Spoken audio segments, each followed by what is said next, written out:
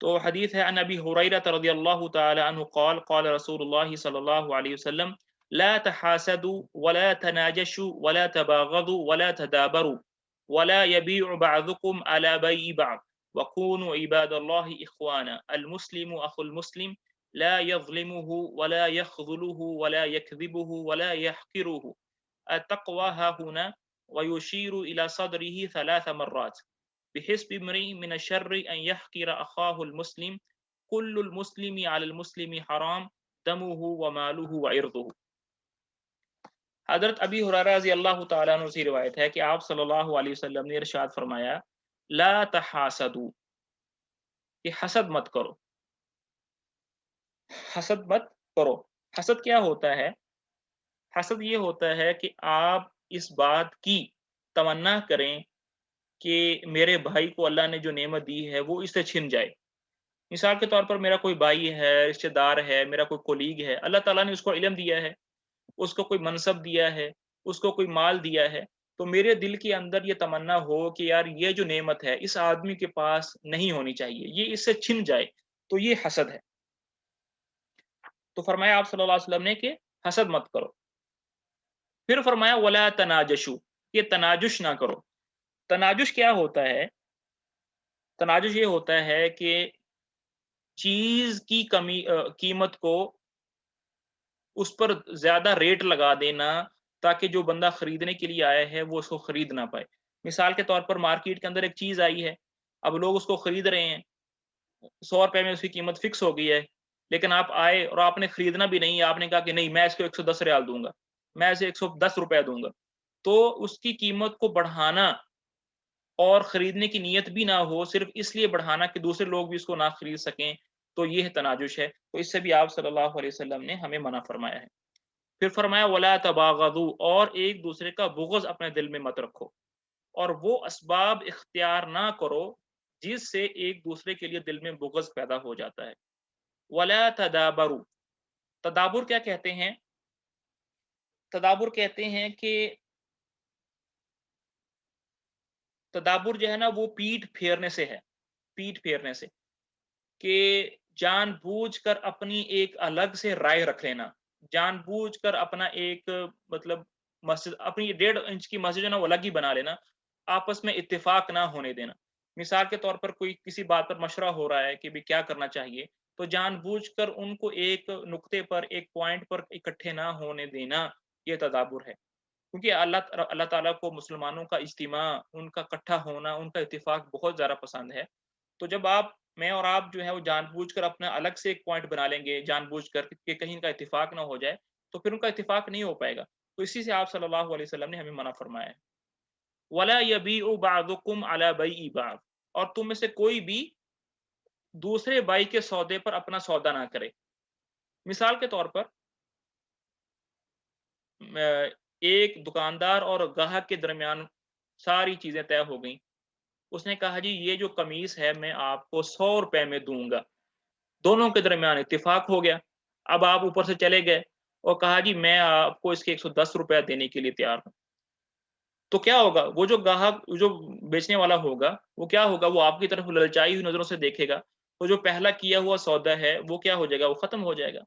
تو ایسے بھی نہیں کرنا چاہیے کہ جب آپ دیکھ لیں کہ دو لوگوں کے درمیان معاہدہ طے ہو گیا ہے، وہ آپس میں رضامندی ہو گیا، تو وہاں اوپر جا کر ایک الگ سے آفر دینا ان کو، اور ان کے اس ایگریمنٹ کو، ان کے اتفاق کو توڑنے کی کوشش کرنا، یہ بالکل غلط ہے۔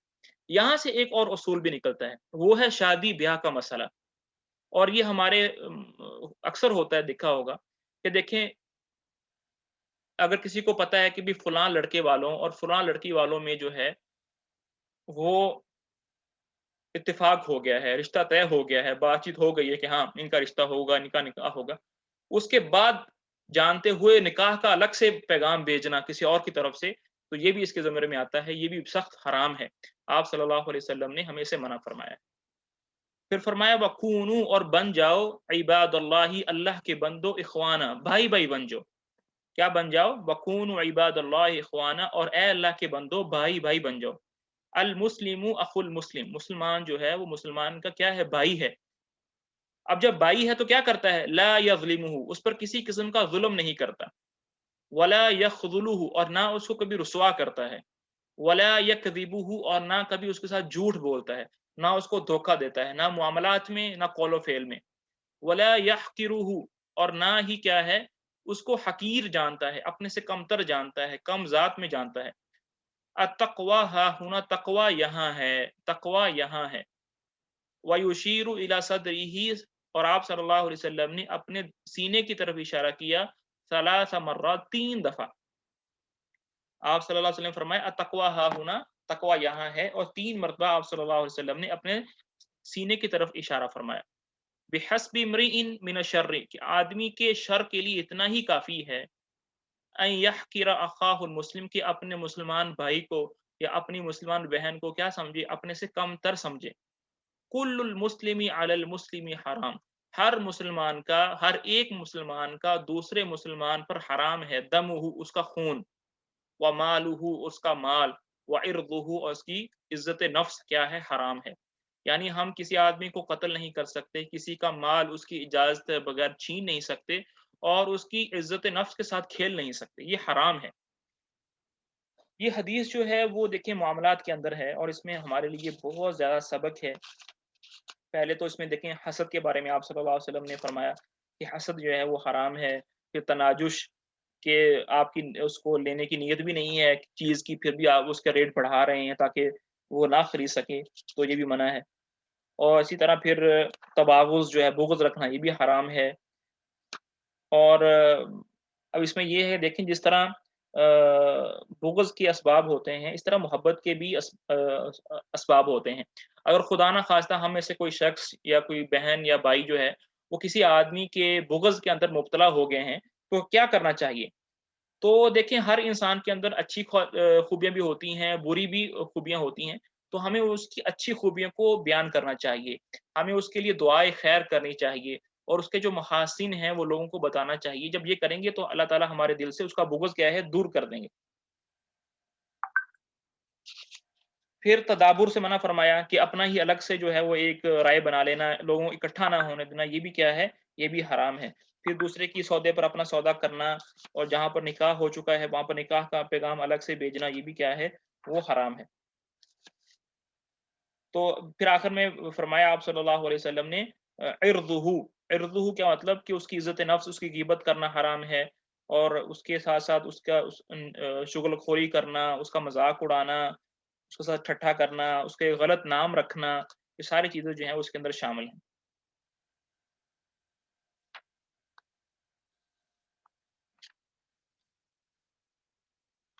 अच्छा, फिर इसमें ये है कि आप सल्लल्लाहु अलैहि वसल्लम ने इरशाद फरमाया अत-तक़वा हाहुना, तक़वा यहाँ पर है, दिल है।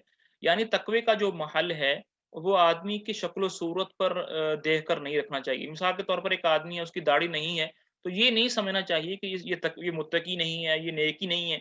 और जिस आदमी ने दाढ़ी रखी हुई है और ये कहना ये बहुत तक़वेदार है, जिसकी जो शलवार है वो टखनों से ऊपर है, ये समझना कि ये आदमी तक़वेदार ही होगा, ये ज़रूरी नहीं है। क्योंकि तक़वे का जो महल है, जो जगह है, वो दिल है। ज़ाहिरी हुलिया जो है वो तक़वे पर दलालत नहीं करता है। इसलिए कभी भी किसी आदमी को जो है ना वो ज़ाहिरी सूरत-ए-हाल को देखकर उसको हकारना नहीं चाहिए।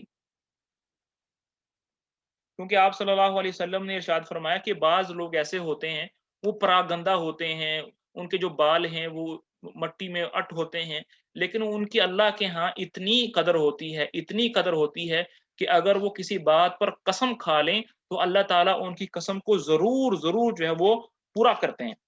इसलिए जो है, कभी भी किसी भी आदमी को जो है वो हकीर नहीं समझना चाहिए।